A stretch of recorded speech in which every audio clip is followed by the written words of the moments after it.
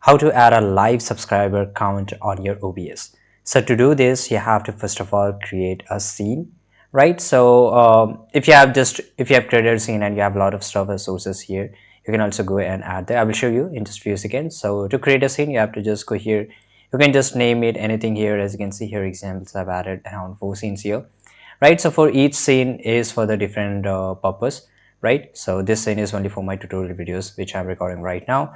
And here then you have to go to the sources, and here you have to go and select browser, right? So here you can see there's an option of browser here.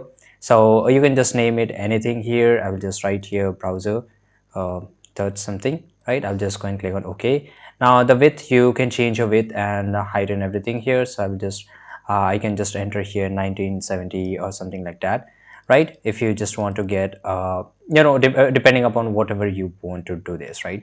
So you can always add it up here.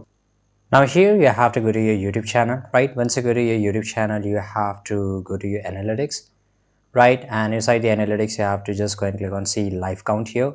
Now you will see the URL, right? So let me show you up the URL here, and this is it. You have to copy the entire URL here. This is a sub count URL, and then you have to go to your OBS and go to the top here, and here in the URL section you have to paste it up and click on OK. Right now it will show up here, right? It will ask you to sign in or something, right? So once you done it, right, you can just place it anywhere on your screen if you want to. Now in your case, if you're getting this option of sign in, so how you can fix this, right click on it and just go and click on interact. Now here you have to sign in, right? And then you have to enter the email and password of that Google account, and it will show your subscribe count here, exactly here, right? So this is very normally and very easy thing to do, and thanks for watching this video.